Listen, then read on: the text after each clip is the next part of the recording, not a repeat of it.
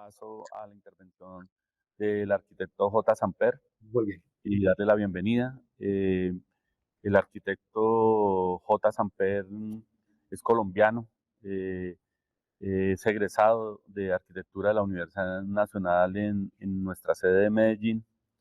Desde hace algunos años reside en los Estados Unidos y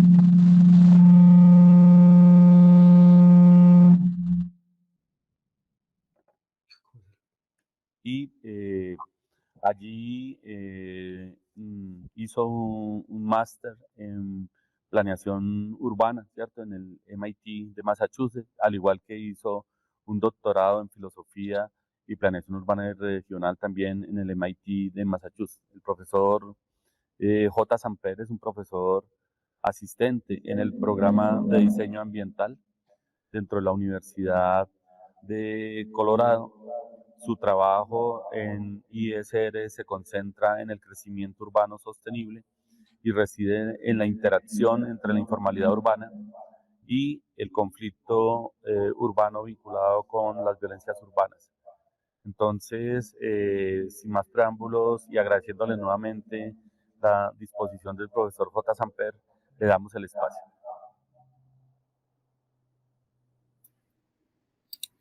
Bueno, muchísimas gracias. ¿Me escuchan bien? Sí, J. Perfecto. Y logran ver mis diapositivas, claro. Sí, Primero que igualmente. todo, muchísimas gracias a la invitación. Gracias por esa presentación. Muy interesante el trabajo que se está haciendo en este taller.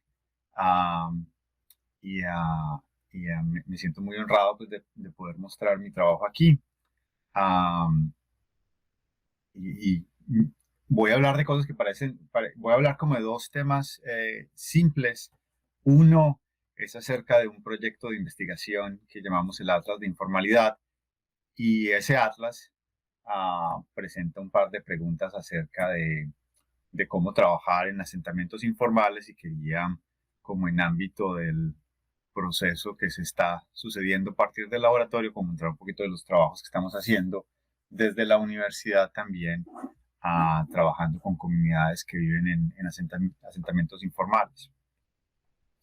Entonces, muchas gracias por la invitación y ya aquí adelante. Eh, entonces, eh, pues se siente un poquito raro introducir como el concepto de la informalidad dentro de esta presentación, donde todo el mundo, de alguna manera, estamos hablando muy conocidos acerca del tema. Pero lo que quería presentar hoy es como este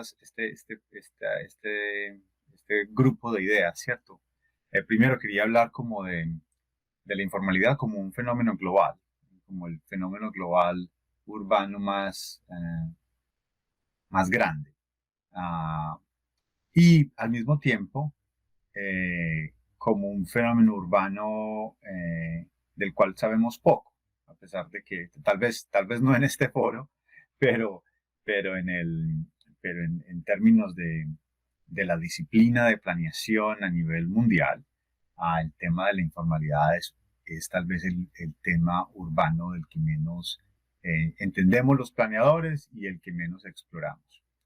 Ah, Obviamente, eh, con la salvedad de que tal vez en este foro ese, esa frase que acabo de decir no tenga validez, pero estoy hablando como en términos globales, ¿cierto? Si vemos en cuenta el tipo de exploraciones que estamos haciendo en otras universidades en los Estados Unidos, en Europa, vemos ese tipo de cosas. Y a partir de ahí quería proponer un par de ideas. Una es el resultado de una investigación acerca del crecimiento urbano a nivel global, y la otra es proponer la informalidad como un espacio de innovación, ¿cierto?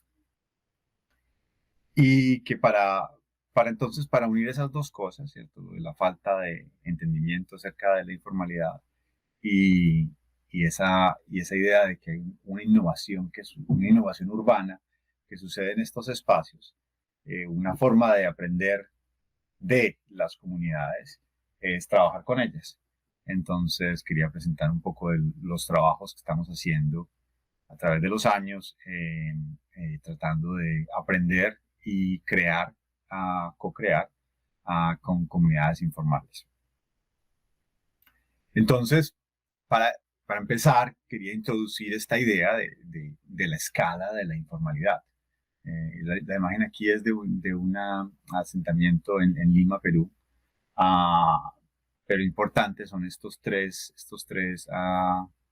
gráficos que representan cada uno de ellos un momento en el tiempo, 1950, el 2000 y el 2050. Cada círculo completo representa la escala urbana del planeta, o sea, todas las ciudades del planeta juntas.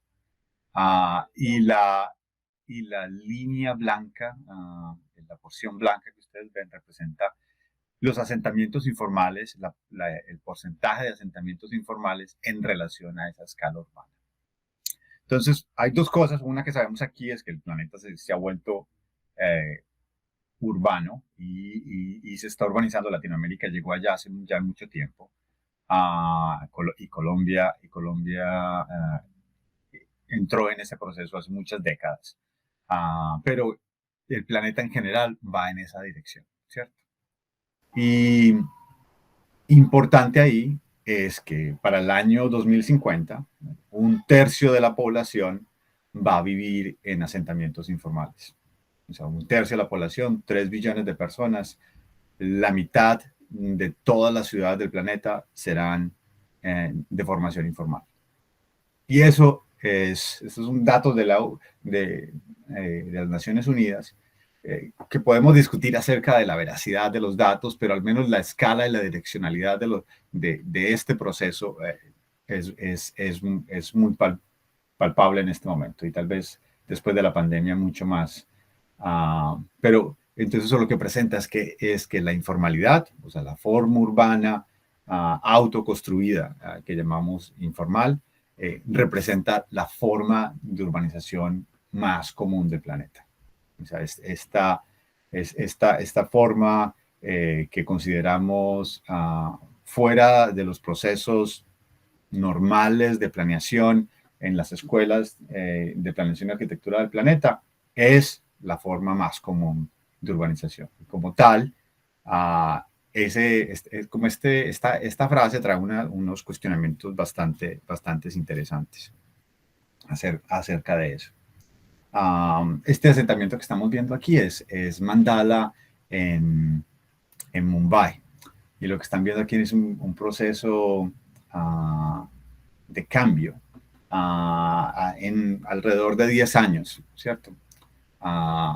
En el cual se ve la expansión de este asentamiento. Lo curioso acerca de esa frase que yo acabo de decir, de que los asentamientos informales son la forma más común de urbanización del planeta, y es la contradicción de que también son las áreas de las que menos sabemos. O sea, sabemos tan poco que ni siquiera las tenemos, muchas de ellas ni siquiera están mapeadas, ¿no? Y eso pasa hasta en nuestra ciudad, hasta en ciudades colombianas que comparadas con otras ciudades del mundo, tienen una muy buena cartografía acerca de su crecimiento urbano.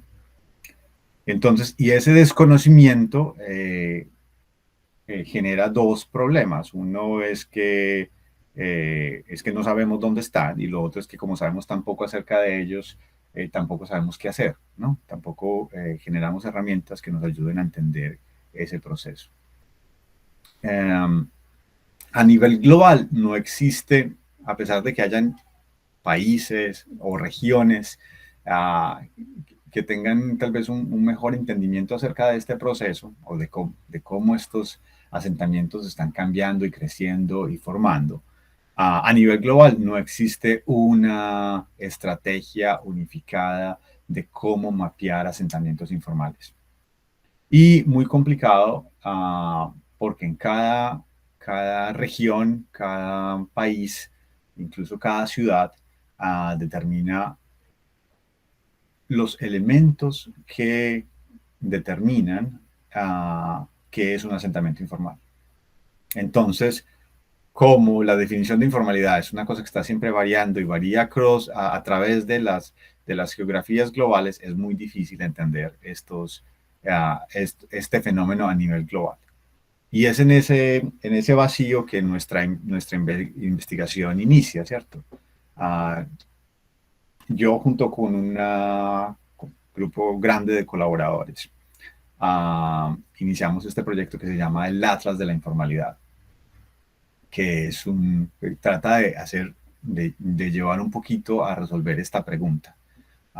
Y la idea era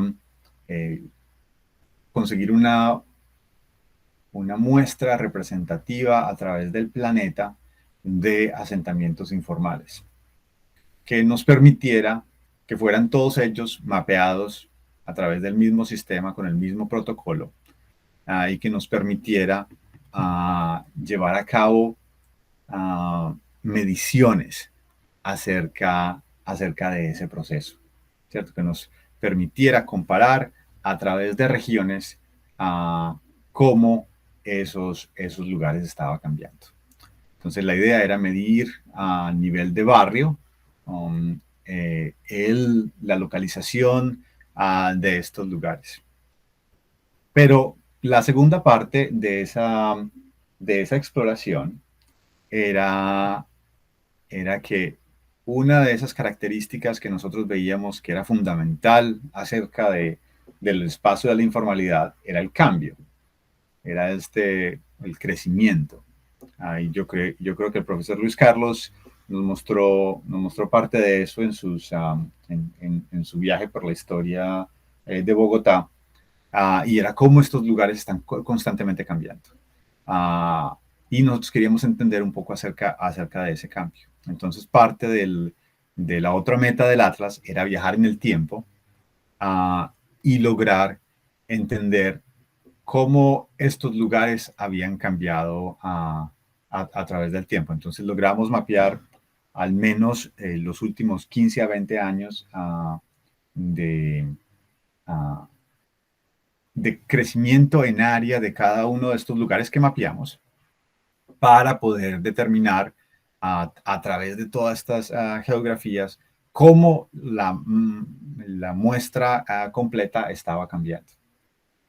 Y que nos diera a entender una mejor forma de cuantificar esa primera gráfica que les mostré, ¿cierto? Es acerca de cómo del porcentaje de la población que está viviendo o que ocupa espacios informales. Un elemento importante a entender aquí es que como esto es una muestra representativa de asentamientos informales, los asentamientos informales que se mapean por ciudad son aquellos que son bastante representativos, ¿no? Son aquellos bastante conocidos a través de los espacios pues, globales. Entonces, a través de documentos y académicos, a través de agencias internacionales que han trabajado en estos lugares, etcétera, etcétera. Y entonces algo que asumíamos dentro de la investigación era que como estos eran los asentamientos más conocidos, también los más viejos de alguna manera, eran los que menos cambio iban a tener, ¿no?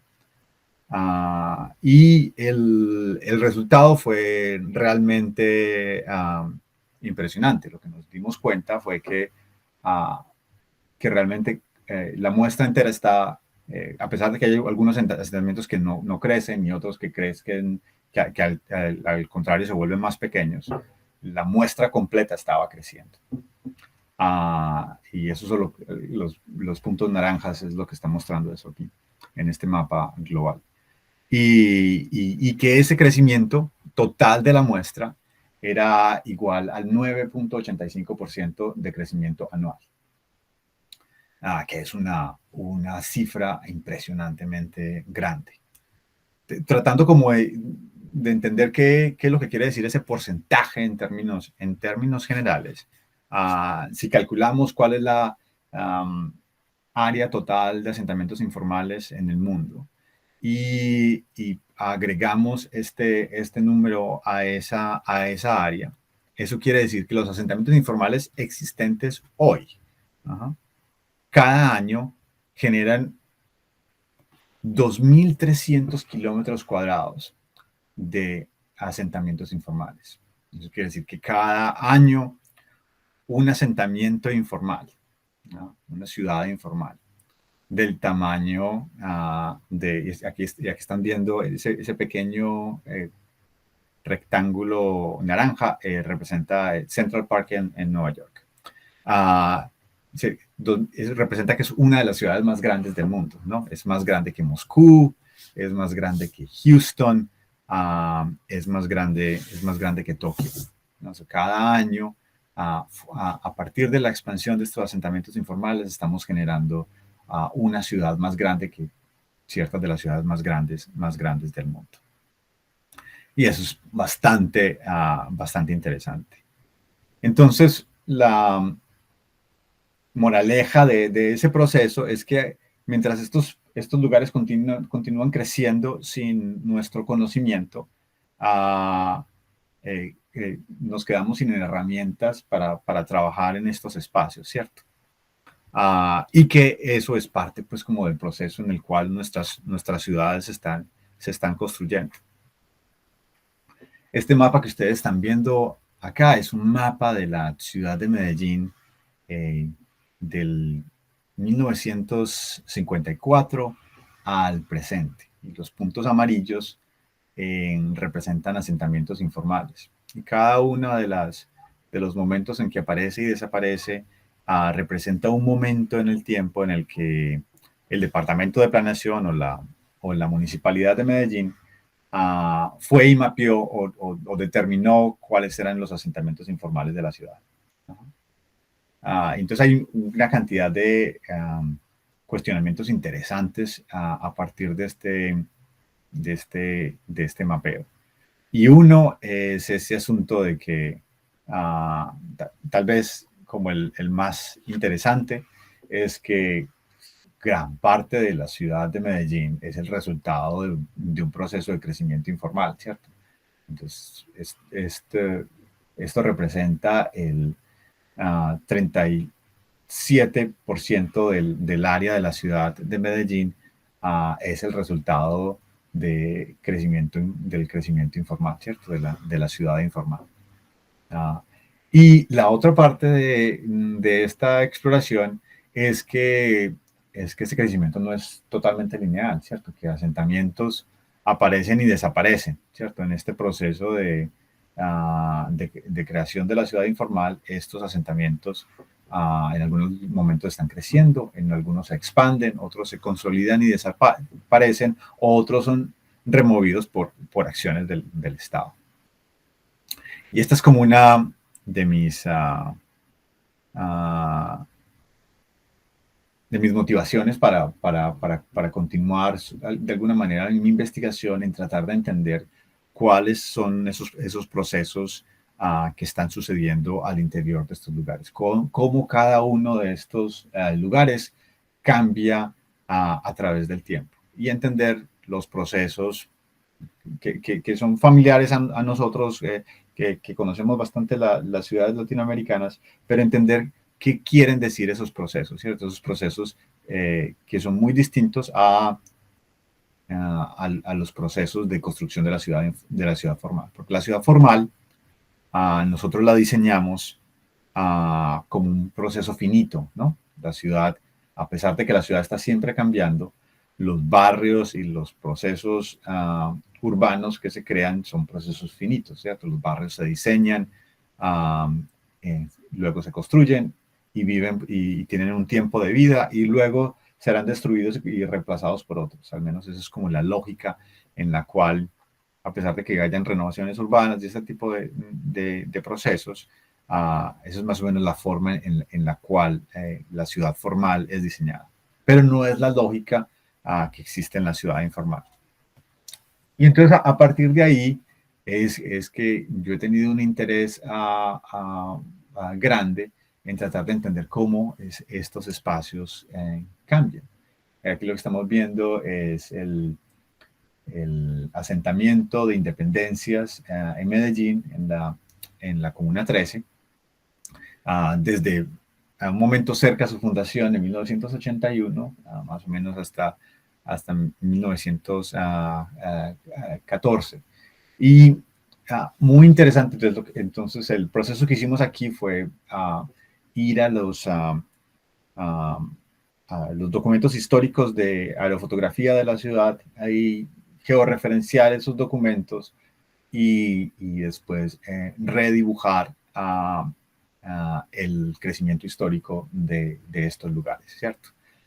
Como estos lugares apenas ahora, en las últimas décadas, han estado mapeados, no tenemos conocimiento de cómo ese proceso cambia unidad a unidad.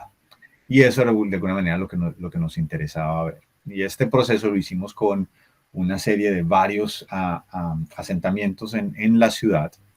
Y esto ha permitido, esto no es una cosa que solamente haya sido observada en la ciudad de Medellín, esto pasa en muchas de las ciudades latinoamericanas, y también pasa en otros asentamientos informales del mundo, similar a lo que vieron ahora en Mandala, en Mumbai, y logra entender que la conclusión a partir de ese proceso, que tal vez es una conclusión bastante clara para algunos de las personas que pertenecen a este taller, es que los asentamientos informales siguen un proceso de alguna manera lineal, un proceso predictivo, en el cual si nosotros vemos las fotos del profesor Luis Carlos acerca de la ciudad de Bogotá, de los asentamientos en la ciudad de Bogotá, y pensamos en esos lugares ahora, nuestro cerebro habla de ese proceso lineal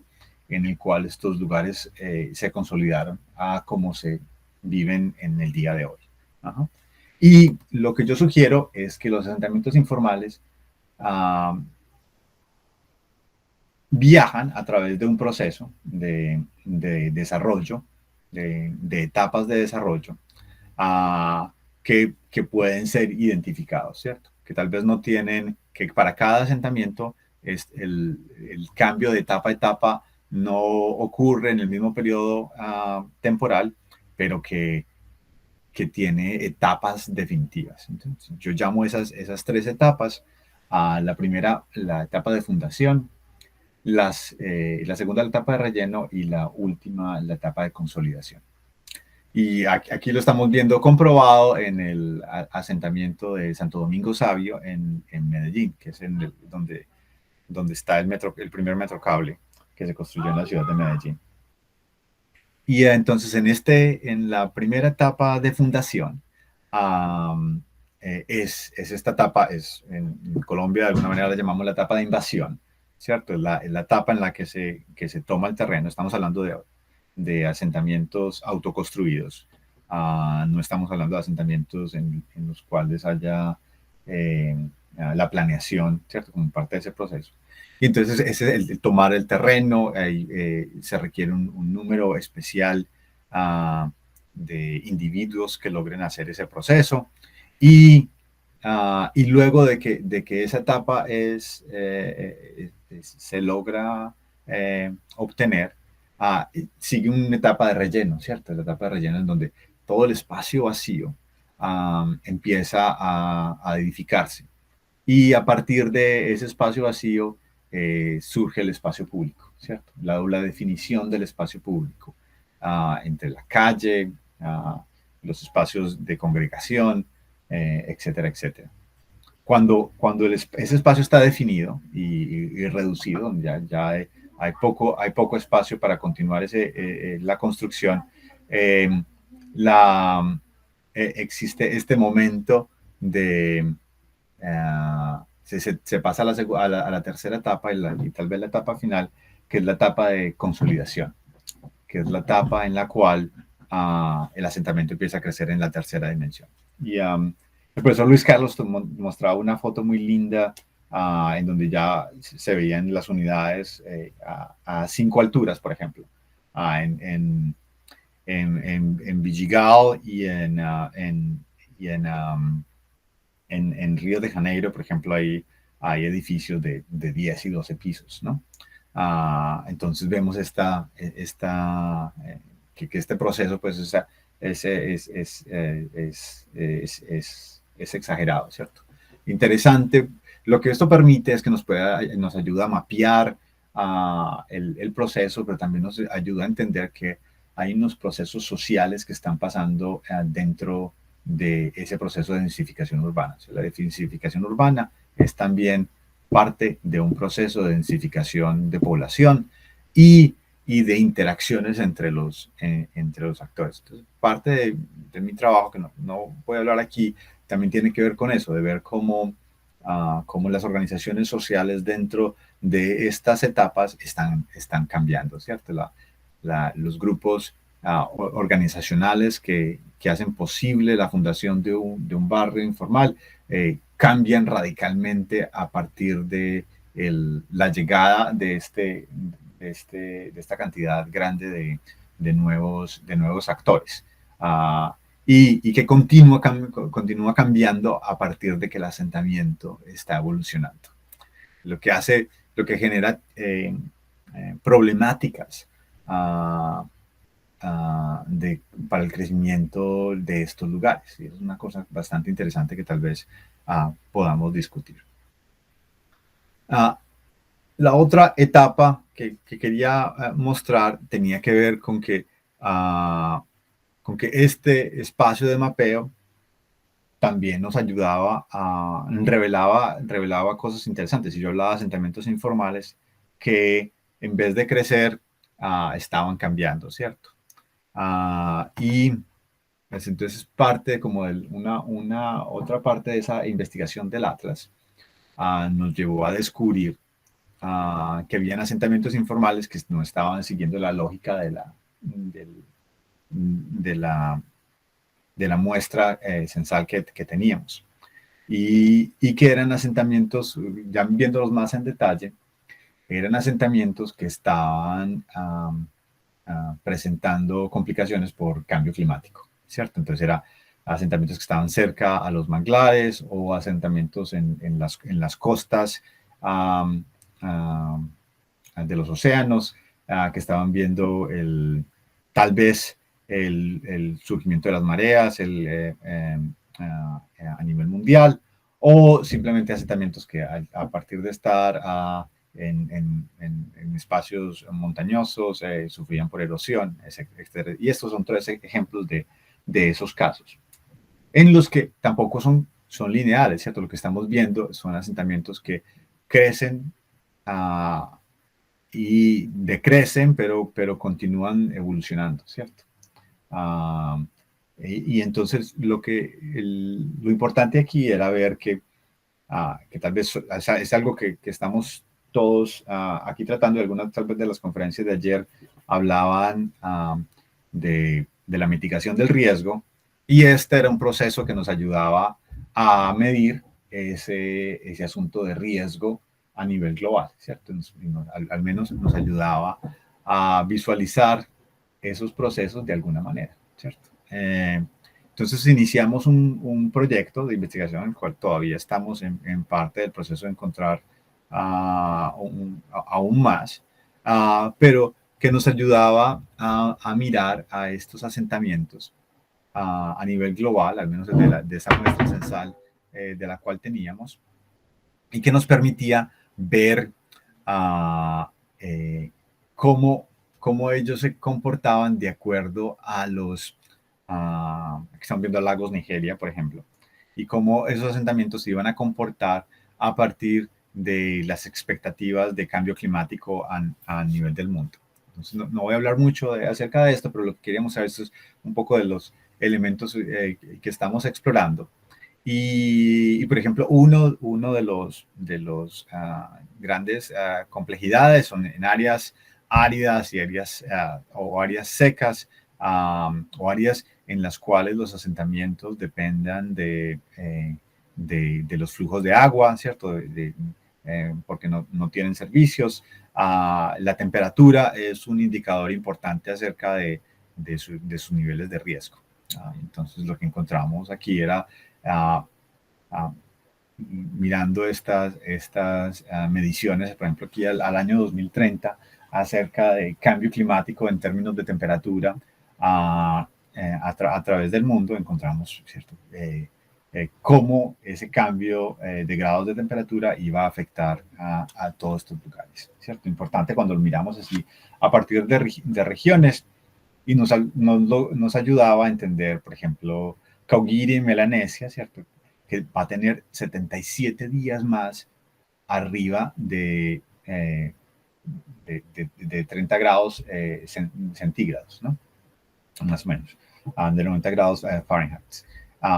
Y lo que quiere decir, esto es una cosa impresionante porque determina cuestiones de salud para viviendas que no están diseñadas para soportar esos niveles de temperatura. Y habla de las complejidades y de lo poco que sabemos y de lo poco que entendemos acerca de esto y cómo el visibilizar estas poblaciones es importante para entender cómo podemos trabajar en ellas, ¿cierto? Y cómo este tipo de datos son importantes para ese tipo de idea. Ahora quería pasar como a una etapa un poquito más provocativa en la cual quiero hablar acerca de que estas condiciones de precariedad en las cuales viven estas poblaciones al mismo tiempo son condiciones que las fuerzan a estar en unas condiciones de innovación y que a pesar de que mi trabajo está dedicado a tratar de disminuir y yo creo que el trabajo de todo el mundo que está acá está interesado en disminuir esos procesos,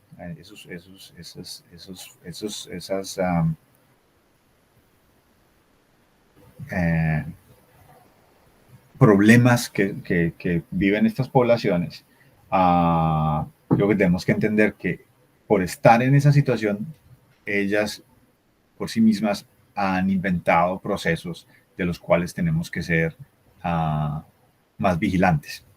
Y para eso solo quería presentar un par de ideas, ¿cierto?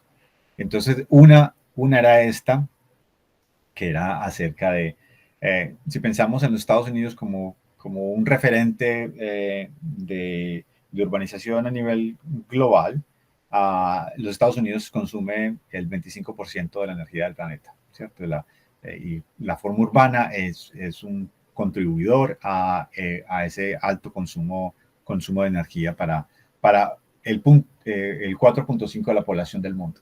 Lo interesante ahí es entender que el 4.5 de la población del mundo consume el 25% de la energía del planeta. China, con el 20%, bueno, 19.9%, pero con el 20% de la población del planeta, consume el otro 25% de la energía del planeta. Y China en este momento está, pues quién sabe, tal vez a partir de las noticias nuevas de procesos económicos y de construcción urbana, pero en el proceso en el cual se encuentra China en los últimos 5 años y los próximos 5 años se espera que sea capaz de construir la escala completa de la urbanización de los Estados Unidos. ¿Sí? Es como construir todos los Estados Unidos en China en solo 10 años.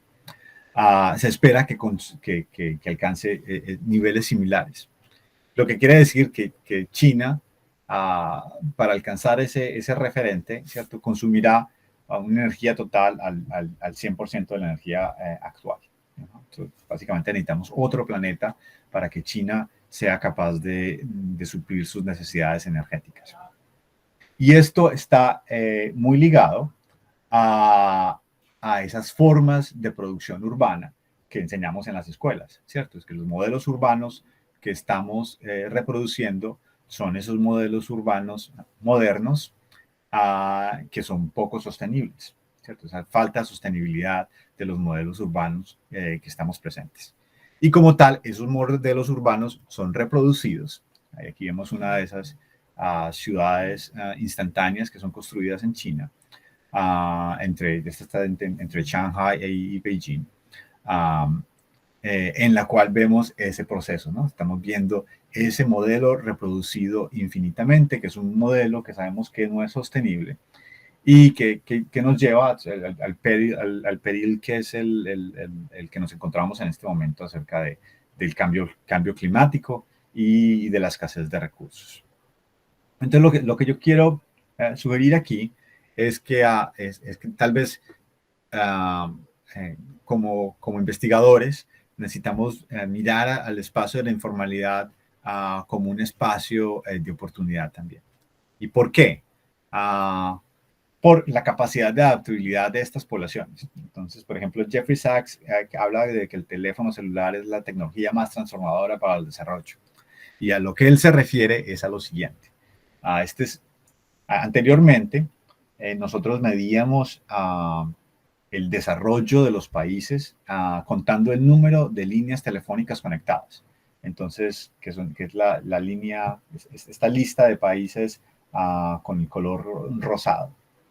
Y entonces, a partir de cuántas líneas telefónicas tenía un país, o el porcentaje de la población que estaba cubierta por esas líneas telefónicas, era un buen indicador del nivel de desarrollo del país.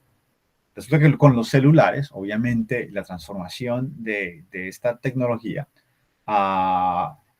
hizo que estos países, muchos de esos países no tuvieran que generar esa cobertura, sino que simplemente saltaron ese proceso, ¿cierto? Saltaron ese proceso de cobertura y montaron nuevas redes, ¿no? Entonces, lo fundamental acá es que países como Sudáfrica o como Nigeria logran paridad de cobertura telefónica de telecomunicaciones con los Estados Unidos, ¿no? con precisamente este referente, este referente de desarrollo. Entonces, el elemento ahí de aprendizaje es que tecnologías disruptoras, como la telefonía celular, pueden ayudar a regiones completas a saltarse a procesos de desarrollo y alcanzar paridad con otros referentes. Entonces, lo que yo quiero proponer es que hay una serie de desarrollos tecnológicos que están sucediendo actualmente, que tratan de abarcar estas poblaciones, y que esos referentes pueden ser muy interesantes gracias a la adaptabilidad de este grupo para aplicarlos en otros elementos. Un ejemplo es que en el año 2009, Nigeria transportó $1 trillón a través de telefonía celular, pagos entre celulares. Y esto sucedió antes de que existiera Apple Pay, antes de que existiera los apps que tenemos ahora para intercambiar moneda, que son muy populares. Esto sucedió primero en Nigeria. Esta popularización de la telefonía como una forma de intercambiar dinero. Entonces es bastante interesante entender esos procesos y entonces mirar a estos desarrollos tecnológicos con una nueva mirada. Lo que yo propongo es que este grupo, al dejar de lado las tecnologías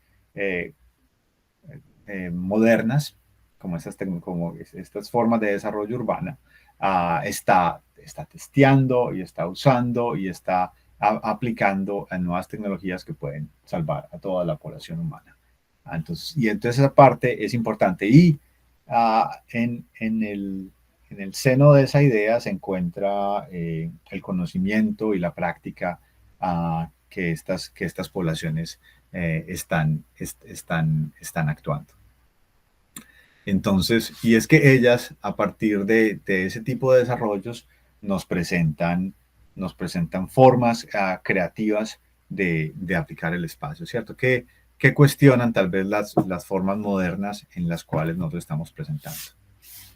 Entonces, un elemento acerca de eso es que hay procesos innovadores que tenemos que ya habían sido inventados, o procesos innovadores que llamamos ahora disruptores, habían ya sido inventados en asentamientos informales. Entonces, por ejemplo, los ride apps, ¿cierto? Esta idea de que de que Uber, Lyft, estos apps que te ayudan a usar tu vehículo como una fuente de ingresos adicionales, fueron inventados antes, ¿cierto? Las mototaxis, ese tipo de sistemas ah, de, de uso de vehículos habían sido inventados mucho antes con las poblaciones informales, ¿cierto? La otra parte es que la idea de usar tu bien como un mecanismo de autofinanciación es algo que es innato en las formas de construcción, de autoconstrucción en asentamientos informales, ¿cierto? Es la forma en la cual tú creas un cuarto, que ese cuarto se renta y ese cuarto produce una cantidad de dinero que te ayuda a crecer ese bien. Es una forma creativa que es muy similar a la forma en la cual pensamos ahora acerca de no, apps como los Vermo, HomeAway o Airbnb, ¿cierto? En los cuales tú usas la vivienda como un mecanismo de autofinanciación. Uh, pero, como pueden ver, todos estos elementos existían mucho antes en el espacio de la informalidad. Lo que yo propongo es que hay una cantidad de otros productos que tal vez algunas veces nos parecen absurdos desde el punto de vista formal. Por ejemplo, para mí siempre me ha fascinado esta idea de que hay una persona en una motocicleta que lleva una lavadora a una vivienda, la conecta por un día o por unas horas y después vuelve y la desconecta. Que hay una serie de productos que ya han sido inventados ahí. Entonces yo digo, el próximo negocio de $1 billón, ¿cierto? El próximo Uber o el próximo Airbnb ha sido ya inventado en uno de los asentamientos informales que existen alrededor del mundo. Y que solo si prestamos atención a esos, podemos tal vez no solo visibilizar estas poblaciones, pero al mismo tiempo aprender mucho de ellas. Yo quiero que estas tres cosas que tenemos que hacer, ¿no? La primera es hacer más visibles a estas comunidades, ¿no? Ellas son parte de las ciudades y tienen que hacer y tienen que volverse y tenemos que hacerlas partes de nuestras ciudades a partir de esa visibilización. Lo otro es que tenemos que prestar más atención a lo que ellas están haciendo, lo que estas poblaciones están haciendo y y de la creatividad que pasa en estos lugares, ¿cierto? Y la tercera parte es que esa creatividad y esa forma de usar los recursos pueden ser formas en las cuales podemos aplicarlas en vez de nosotros tratar de aplicar los instrumentos formales en la informalidad. Tal vez podemos aplicar las estrategias informales en los espacios de la formalidad y que tal vez a través de ese proceso podemos ayudar a los grandes problemas en los cuales se encuentra nuestro planeta. ¿Cierto? Entonces, a partir de estos tres puntos, creamos un grupo a través de MIT y la Universidad de Colorado y DesignX, que es un colaborativo que trata de aplicar esto, ¿cierto? De entender esta idea de la informalidad como un espacio de innovación. Entonces, tenemos una serie de personas a través del mundo que colaboran y que hacen parte de esta red, ¿cierto? De personas que estamos interesados en aprender acerca de la informalidad. Y quería presentar como punto para cerrar, era una serie de experiencias en las cuales nosotros estamos tratando de hacer eso, ¿cierto? Cómo nosotros tratamos de aprender acerca de las comunidades informales. El primer ejercicio de eso lo llamamos, que esto lo estamos haciendo a través de profesionales aquí en Colombia, de estudiantes de Estados Unidos que vienen y participan de experiencias acá y de las comunidades, ¿cierto? Entonces, uno de esos proyectos que hicimos hace ya décadas fue empezar a documentar las poblaciones, las historias de fundación y de crecimiento de esas poblaciones, ¿cierto? Para entender cuáles eran los procesos por los cuales vivían a través de crear la ciudad de Medellín, ¿cierto? De crear ese gran porcentaje de la ciudad de Medellín. Entonces, este tipo de proyectos se enfoca en ir a las casas de familias en asentamientos informales y pedirles que documenten y crear esta serie de documentos que nos permiten ver ese espacio. Aquí, por ejemplo, ven a Falconeri contando cómo se crea el barrio El Triunfo. Nos vamos a saltar un poquito su historia para ayudar con el tiempo. Y lo bonito es que ella está contando este proceso entre estas dos fotos, ¿cierto? Entre la fundación y las batallas y campales y los procesos estratégicos de cómo obtener la permanencia en el territorio al final de su barrio, ¿cierto? También a través con colegas en Medellín y en otras partes, incluido la Universidad Nacional. Hemos trabajado en proyectos, este fue con la Universidad de MIT y con la Universidad Nacional, en la cual estábamos tratando de entender cómo diseñar con ese proceso, ¿cierto? Entonces, cómo entender que si diseñábamos las calles podíamos cambiar la morfología de los asentamientos informales, ¿cierto? Y ese es uno de estos ejercicios que habla aquí de tratar, por ejemplo, en Comuna 8, en entender cómo ese crecimiento puede ser direccionado a partir del diseño de estrategias. Lo otro era cómo aplicar nuevas tecnologías como dentro de ese espacio. En Medellín también, pero en la comunidad de Manantiales de Paz, trabajamos con miembros de la comunidad. Por ejemplo, este es un mapa.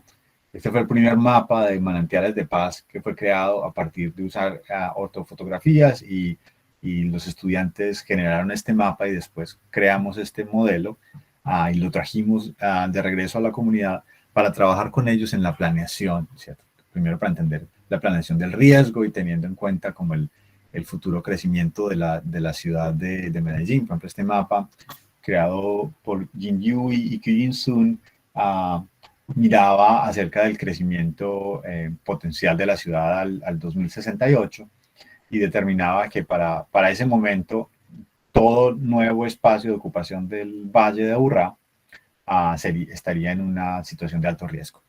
Cada nuevo lugar disponible será un lugar de alto riesgo. Y a partir de ahí empezamos como a entender formas de crecimiento. Este proyecto, por ejemplo, lo que trataba de ver era cómo se podían localizar infraestructura y vías de manera en la cual se pudiera crear una forma de ocupación más porosa que permitiera el flujo de los miembros de la comunidad y que también no permitiera a actores perversos como a pandillas controlar a la población. Entonces era una idea muy interesante acerca de la relación entre infraestructura y actores. Y como tal, lo que era muy interesante, lo que es muy interesante acerca de estos proyectos es que no son interesados en el producto final, pero en el proceso, en cómo se diseña un nuevo proceso de diseño urbano, que era como aprender de las comunidades, que lo que interesante era cómo es un proceso cómo diseñas tú el proceso de un barrio que está siempre cambiando, que es muy distinto a, como les decía, las formas en las cuales diseñamos la ciudad formal. Este era un proyecto que trataba de aprender, por ejemplo, de lo que las UBAs habían hecho en Medellín, pero no de la UBA como diseño arquitectónico, pero la UBA como proceso, en el cual un espacio que estaba cerrado al uso, porque era un tanque de agua, después cuando la comunidad creció alrededor y se quita la malla, se convierte en un espacio público. Entonces, ¿cómo se podía crear algo similar a partir de ayudar a la comunidad trayendo materiales y generando espacios de vacío que luego podrían ser los espacios para intervención de infraestructuras urbanas? Entonces era un proceso similar y aquí mapea como esa evolución en el tiempo en el cual se ve creciendo a la comunidad y generando esos espacios de vacío en los cuales se puede hacer el mejoramiento urbano hacia el futuro. Luego cambiamos de escala, ¿cierto? Esta es una escala un poco menor, con una cantidad larga de de colaboradores, en el cual de nuevo tenemos estudiantes participando, viniendo a Medellín y logrando experimentar lo que estaba pasando en la ciudad, ¿cierto? Entonces aquí el trabajo era de un proceso de planeación directo con las comunidades, desde pues, el visitar, el pasar tiempo con ellos, pero también del proceso de planeación y de diseño de infraestructura de pequeña escala junto con la comunidad, ¿cierto? De cómo ese proceso y la generación de documentos de construcción que nos ayudara como a presentarlo. Lo interesante aquí era que la comunidad era la que dirigía el avance de cada uno de estos momentos de proceso y al final terminar construyendo esos procesos, ¿cierto?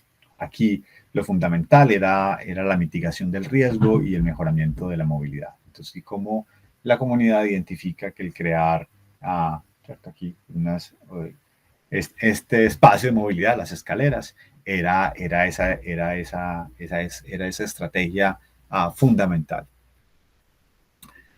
Y aquí solo para mostrarles un poquito como de lo que es ese proceso de ir y de trabajar junto con la comunidad a través de estos procesos. Y muy interesante es la colaboración entre la comunidad y los estudiantes y las instituciones académicas, ¿cierto? Y cómo usar los recursos de la universidad también como parte de ese proceso. Hay mucho de lo que hicimos que fue prefabricación que se hizo en la Universidad Nacional de Medellín, ¿cierto? Como parte de ese proceso.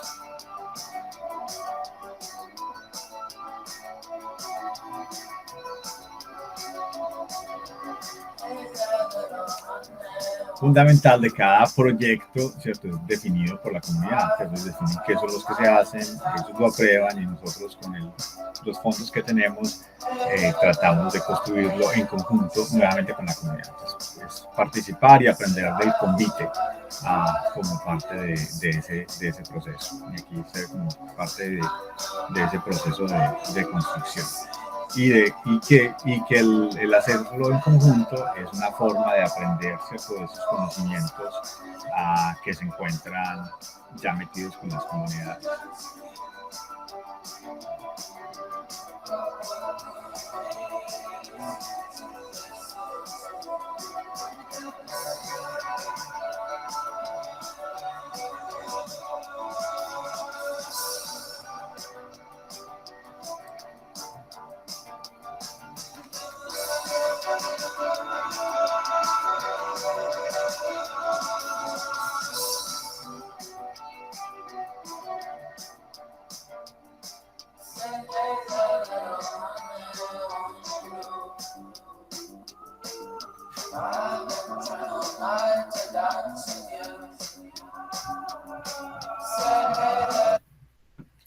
Lo bonito de ese proceso que todavía continuamos es que incluso a través de estar en la pandemia hemos continuado el proceso, ¿cierto? Y de nuevo, para mí lo que ha sido muy interesante es que la comunidad ha sido capaz de adaptarse a esos procesos. Hemos seguido continuando ese tipo de trabajo y tratar de imaginarse, de crear imaginarios de planeación a gran y pequeña escala con esas comunidades a través igual de la forma en la que estamos haciendo en este momento.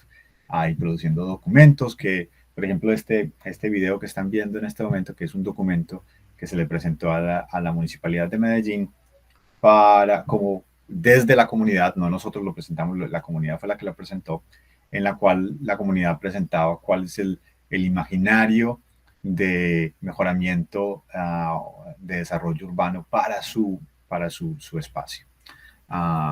Entonces, ese tipo de documentos, ¿cierto? Que se vuelven interesantes porque es parte de esta colaboración.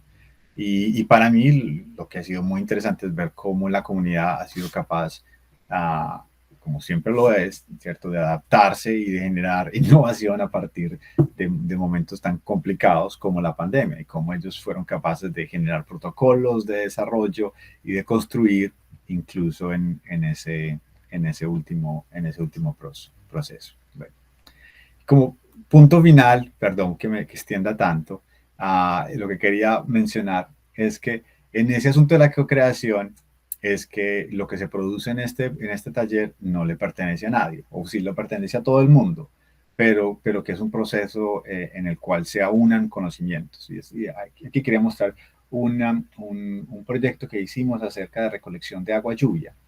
Y lo interesante no es que sea eso, pero lo interesante es que es un proceso en el cual cuando hicimos el taller para hablar de problemas, la comunidad habló de la falta de agua como un problema fundamental, pero miembros de la comunidad, aquí doña Ena, con su bella sonrisa, estaba explicando cómo se hacía un filtro de agua. Los estudiantes investigaron formas en las que se podía maximizar esa idea a una escala mayor y después fusionamos esas ideas y creamos un prototipo. Entonces, que es a partir de esa convivencia entre estos distintos entes que vivimos en distintos mundos que se genera esa producción. Y a mí esta foto me parece muy linda porque esto fue al final de uno de esos proyectos en los cuales la comunidad me dio el título de que me había graduado de su escuela, ¿cierto? Entonces, y que habla de ese lindo proceso de aprender de las comunidades y de cómo ese es un espacio en el cual nos debemos fundamentar hacia el futuro. Muchísimas gracias.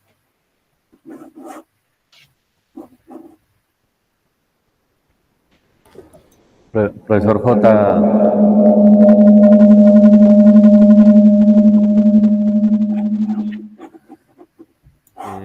Muchas gracias por la presentación y pues por compartirnos ese trabajo de varios años y esos esfuerzos que han venido construyendo que creo que aportan de manera significativa en el ejercicio que también estamos tratando de hacer desde aquí.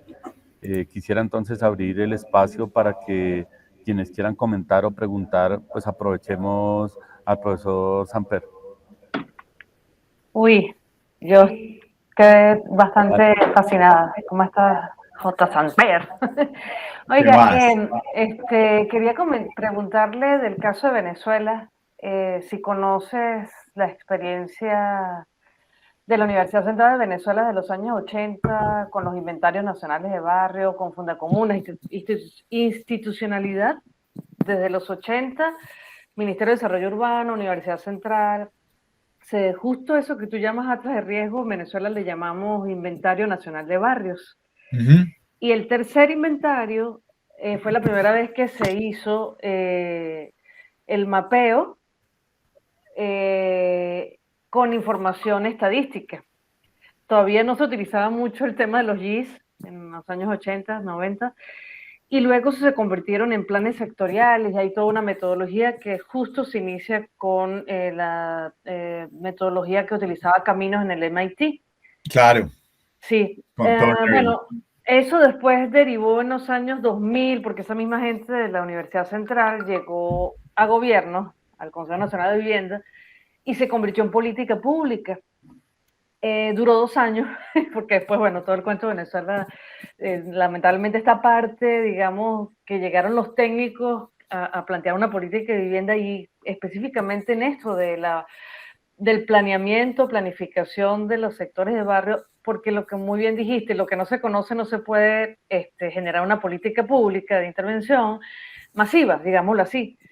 Entonces, claro, uniendo la exposición anterior de la comuna de Ciudad Bolívar, ¿no? El planeamiento a macroescala, a lo que estamos hablando hoy en este evento, que es de intervenciones de escala, digamos, más táctica, de urbanismo táctico. Pero esto que planteas de este Atlas a nivel mundial, bueno, yo recordaba el tema de Venezuela, cómo lo habíamos avanzado en los tiempos de los años 2000. Entonces quería saber si acaso, o sea, si en el caso, porque vi que tenías el punto de Venezuela, si tomaron en cuenta esto o cómo lo hicieron, cómo se trajeron la información de Venezuela para este Atlas. Muy buena pregunta. Como no usamos mapeamientos locales, lo que generamos fue un protocolo especial que nos ayudaba. ¿Por qué? Porque a pesar de que hay mapeos muy buenos, incluso en Latinoamérica, es una región que está muy adelantada en ese tipo de mapeos. Por ejemplo, Techo tiene una base de datos GIS muy elaborada. Es más, Caracas tiene en el 2014, 2016, hizo un mapeo en este momento no me acuerdo la profesora que lo hizo, pero es un mapeo de asentamientos informales en GIS muy completo de todos los asentamientos. Entonces, existe este mapeo por ciudades. Bogotá también es una ciudad que es muy, muy bien documentada en ese respecto, pero el problema era hacerlo que cuando lo comparas a nivel global, ¿cierto? Habían ciudades o regiones que estaban sobre representadas. Entonces, lo que creamos fue un protocolo simple en el cual con software gratis o con software libre de acceso que se pudiera mapear y que pudieras viajar en el tiempo. Entonces, por la morfología, me imagino. Exacto. Ajá. Claro, claro. Entonces, lo que hacíamos era identificábamos la localización geográfica y los límites usando documentos relevantes como el caso. Y después una persona iba y seguía el protocolo y generaba el mapeo en el presente y después se devolvía en el tiempo hasta el momento en el que podíamos obtener la última imagen y se volvía y se generaba un mapeo en ese momento y ya luego se generaban con esos dos documentos, se generaba el proceso. Fantástico. Ajá. Pero gracias, muy interesante ese proceso. Y yo creo que en Latinoamérica tenemos una cantidad de documentos valiosos que tenemos que buscar la forma en la cual todo eso se vuelve parte de una base de datos global que todo el mundo pueda compartir. Gracias a ti. Gracias. Bien, ¿quién más tuviera una pregunta o comentario con relación a la presentación? Profe María Dulce. Buenos días. Bueno, hablo de Natal, Brasil. Soy arquitecta y urbanista. Y bueno, en primer lugar, me gustaría destacar las excelentes reflexiones que nos han brindado el profesor Luis Carlos y el profesor J. Sampras, creo que es eso.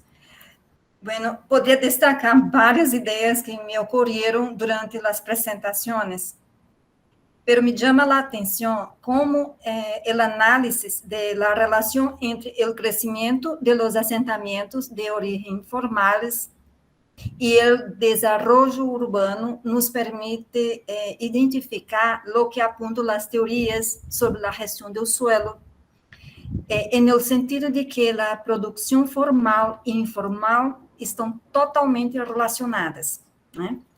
Essas são teorias que, por exemplo, o professor Pedro Abramo trabalha muitíssimo em suas investigações, né? Não podemos entender o informal sem entender o formal, e este mapeio com o estudo morfológico me parece exemplar para reflexionar sobre essas relações. Ambos os trabalhos do professor Luis Carlos, um trabalho histórico espetacular, e agora este mapeio, né, com uma mirada muito abrangente do território. Muitas gracias. Gracias, María Dulce. Yo creo que esa relación es muy importante, pero al mismo tiempo, la relación es muy importante, pero al menos de la ciudad formal sabemos mucho, sabemos muy poco acerca de la ciudad informal. Yo creo que el asunto ahí es que debemos dedicar más tiempo a mirar a la ciudad informal no como una patología de la ciudad formal, pero como un proceso urbano distinto. Y eso es tal vez como la moraleja que me queda a mí después como del trabajo que hacemos, es que cuando tienes esa mirada distinta, tienes la oportunidad de descubrir cosas de las cuales se pueden aprender. Muy bien, ¿alguna otra pregunta o comentario?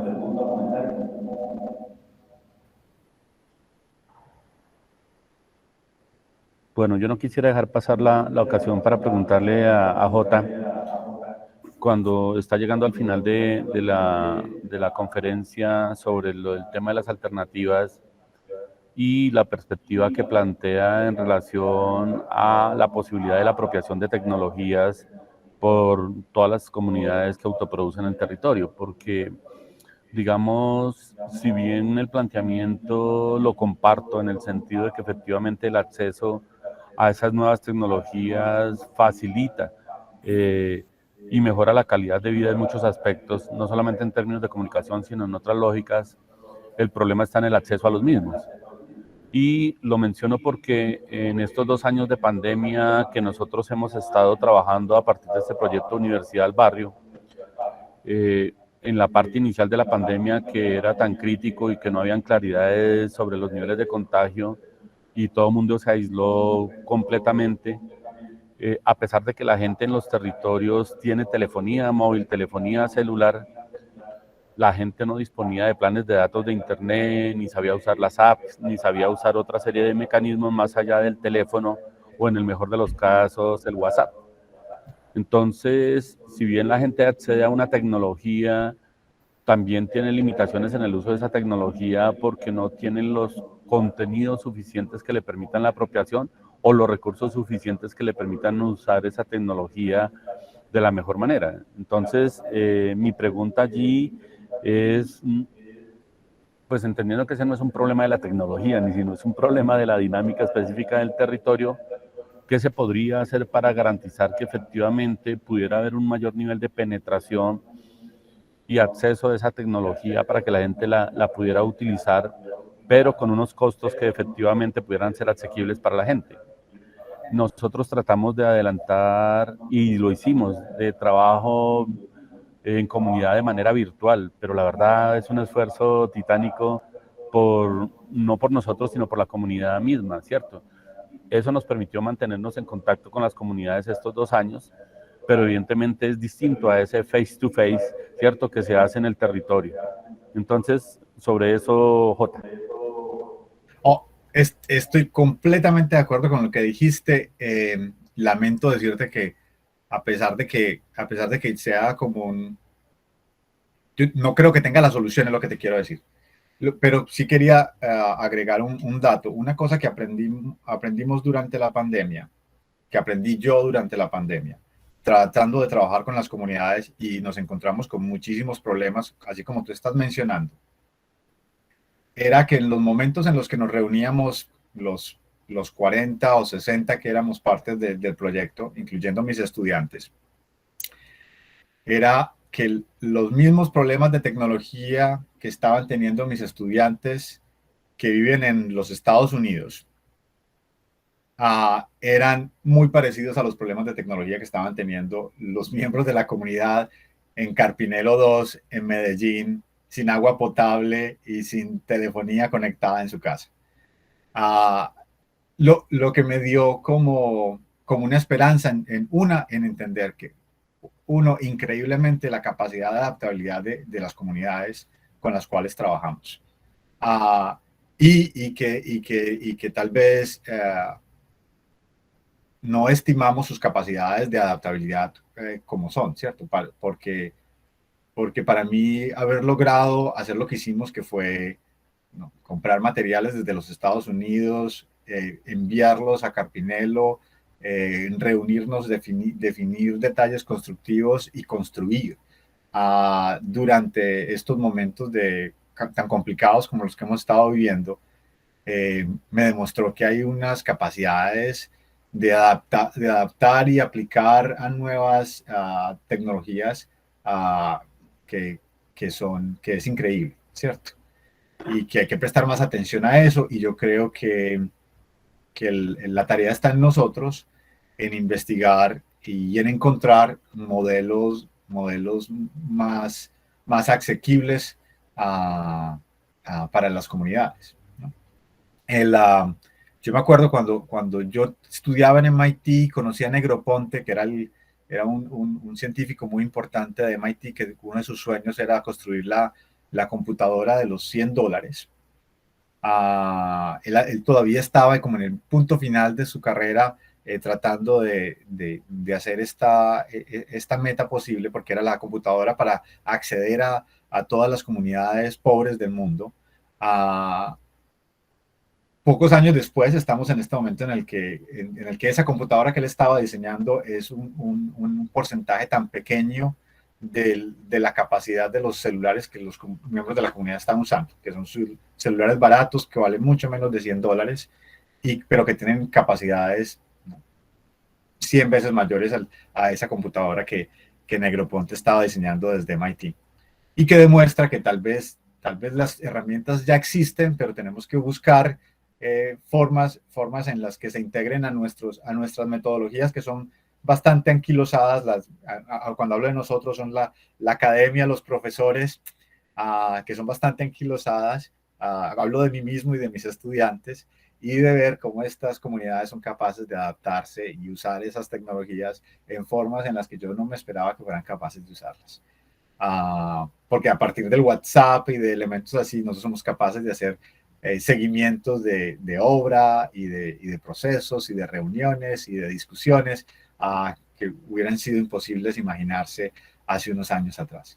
Entonces yo creo que la tarea está en nosotros, y yo todavía no tengo las respuestas para eso, en buscar formas en las cuales podamos encontrar formas de colaborar más íntimamente y de usar nuevos procesos y nuevas tecnologías durante eso. No solo el celular, yo estoy hablando o sea, podemos imprimir casas en este momento, hay un montón de tecnologías que estamos al borde del uso, que yo creo que se pueden usar primero en los espacios de la informalidad a espacios de la formalidad. Y yo creo que esos instrumentos usados en los espacios de la autoconstrucción y de la producción del medio ambiente comunitario pueden ser poderosos y transformativos en maneras en las cuales no podemos imaginarnos. Gracias. No, Jota, a usted, muy agradecido. Bueno, vamos a cerrar este espacio aquí. Yo sé que la presentación suya y la previa de Luis Carlos suscitaron muchas preguntas e inquietudes que no las vamos a poder resolver todas en este momento, pero creo que se trata no solamente de cerrar, sino también abrir nuevas preguntas e inquietudes. Y creo que ese es ese esfuerzo que estamos tratando de construir colaborativamente desde distintos escenarios. Entonces, Jota, muy agradecido por su aporte y colaboración. Y pues a los demás vamos a hacer un pequeño receso de 10 minutos para a las 10:30 conectarnos con los profesores de la Universidad Autónoma de Nuevo León para mirar la experiencia de la campana.